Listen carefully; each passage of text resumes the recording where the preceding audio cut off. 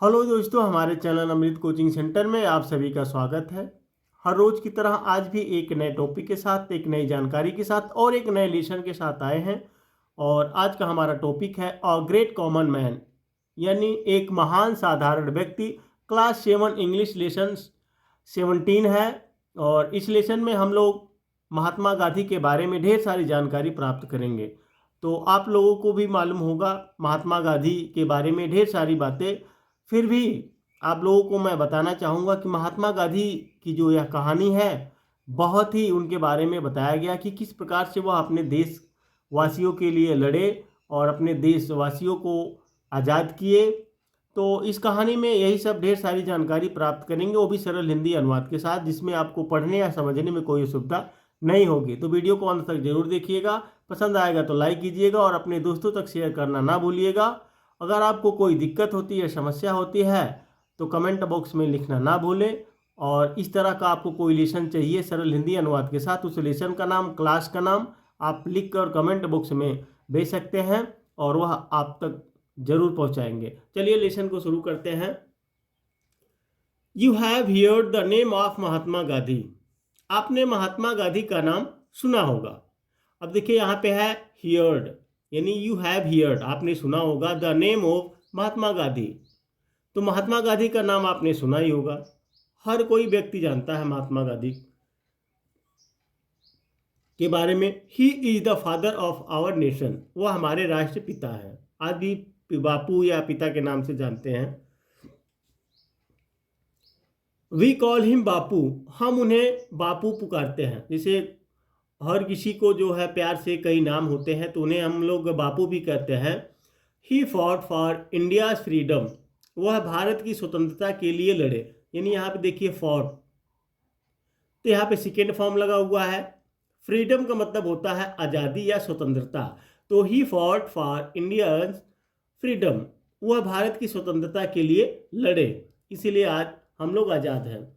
He was born on 2 October 1869 at Porbandar in Kathiawar, उनका जन्म 2 October 1869 को कठियावाड़ के पोरबंदर में हुआ था। यानी उनका जन्म 2 अक्टूबर को हुआ था। वो भी कहाँ, 2 अक्टूबर को, और सन कौन सा था, 1869, कठियावाड़ के पोरबंदर में हुआ था।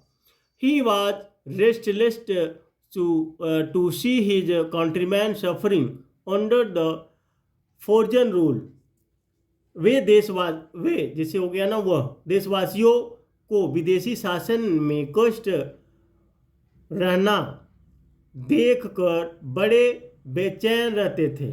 देखिए विदेशियों का जो कष्ट सहते थे अपने देश के लोग, वह देखकर वे बहुत बेचैन रहते थे। कंट्रीमैन यानी देशवासी होते, देशवासियों। रेस्टलेस का मतलब होता है जैसे वह बहुत परेशान रहते थे, बेचैन रहते थे। सफरिंग का मतलब होता है पीड़ित होना। तो यहाँ पे देखिए बड़े बेचैन रहते थे, शासनिक कष्ट सहना देखकर बहुत परेशान रहते थे। फॉर्जन मतलब होता है विदेशी, रूल का मतलब होता है जैसे नियम होता है, शासन होता है। So he devoted his entire life for the upliftment of the poor, अतः उन्होंने अपना जीवन गरीबों के उत्थान समर्पित कर दिया। और वह अपना जीवन जो है पूरा गरीबों के लिए समर्पित कर दिया। उन्होंने पूरा जीवन अपने देश को स्वतंत्र कराने में अपना जीवन बिताया। And to get his country free from the clutches of the British, तथा अपने देश को विदेशों की जकड़ से छुड़ाने में समर्पित कर दिया। और वह अपने देश को जो है विदेशी शासन जो रूल था उससे अलग कर दिया, यानी उससे छुड़ा लिया। His full name was Mohandas Karamchand Gandhi, यानी उनका पूरा नाम मोहनदास करमचंद गांधी था। जो महात्मा गांधी हम लोग जिन्हें जानते हैं महात्मा गांधी के नाम से, उनका पूरा नाम मोहनदास करमचंद गांधी था। Gandhi ji lived the life of a common man, Gandhi ji ने एक सामान्य व्यक्ति का जीवन जिया। यानी कॉमन मैन का मतलब होता है एक साधारण सिंपल सा आदमी।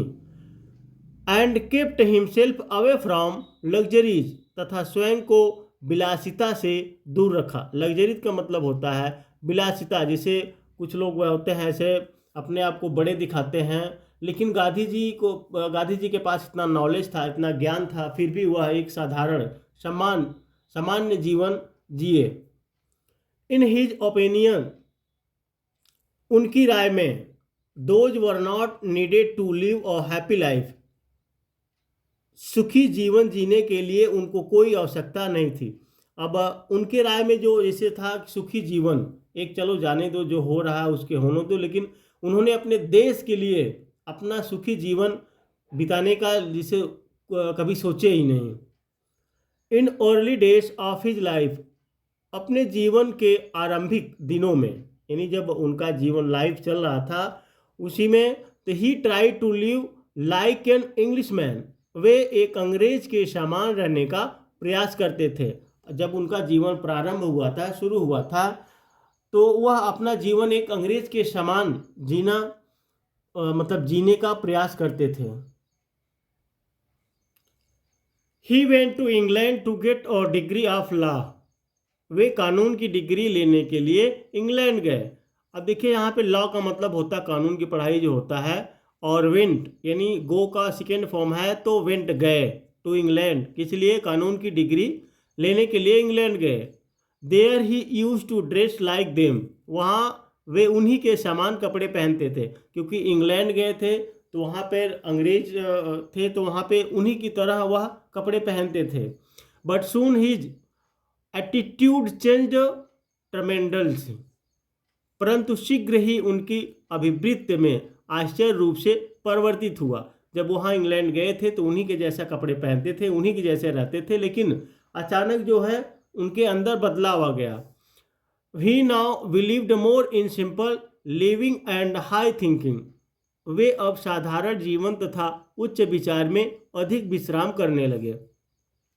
And this is how the most uncommon of all commonness the Mahatma was born, और इसी प्रकार सभी सामान्यों में से सर्वाधिक असामान्य महात्मा का जन्म हुआ। There was many story related to his life, उनके जीवन से संबंधित अनेक कहानियां हैं। देखिए हम लोग तो पढ़ते हैं, लेकिन उनके जीवन के बारे में बहुत ढेर सारी कहानियां हैं। आप जब पढ़ेंगे तो उसमें अनेक जानकारियां आपको मिलेगी, इसलिए हम लोगों को ढेर सारी कहानियां पढ़नी चाहिए, और जैसा हम लोग सोचते हैं उसी प्रकार से हमारा रंग रूप सब कुछ ढल जाता है। Which are interesting and leave a last known impression on the minds who have heard him, जो सुनने वाले के जीवन पर एक अमिट प्रभाव छोड़ती है। महात्मा गांधी की जो कहानी हम लोग पढ़ते हैं, हमारे दिमाग पर, हमारे विचार पर भी ढेर सारा प्रभाव पड़ता है कि महात्मा गांधी ने किस प्रकार से अपना जीवन बिताया, अपने देश के लिए, अपने देश को आज़ाद किया। Once Gandhi ji got off the train at Mumbai from the third class compartment, एक बार गांधी जी एक तृतीय श्रेणी के डिब्बे से मुंबई उतरे। यानी थर्ड क्लास जो होता है, एक होता है मतलब स्लीपर एसी, एक थर्ड क्लास होता है जिसमें सब लोग एक समान जाते हैं। He always travel by third class, वे सदैव तृतीय श्रेणी से यात्रा करते थे। इतना महान होने के बाद भी वह थर्ड क्लास में सफ़र करते थे। Many people greeted him at the platform, platform पर वहाँ अनेक लोगों ने उनका अभिवादन किया। There were American man and women also, वहाँ अनेक अमेरिकी स्त्री पुरुष भी थे। देखिए जब एक बार वहाँ मुंबई पर उतरे तो वहाँ पर लोग मिले उनसे और उनका बहुत अभिवादन किए, लेकिन वहाँ पर अमेरिका के स्त्री और पुरुष भी थे। As soon as they saw Gandhi ji they went to the Gandhi ji's compartment, जब उन्होंने गांधी जी को देखा तो वे उनके डिब्बे में गए। अब जब वह अमेरिका के पुरुष और स्त्री थे, गांधी जी को देखा तो वह उनके पास गए, यानी उनके डिब्बे में गए।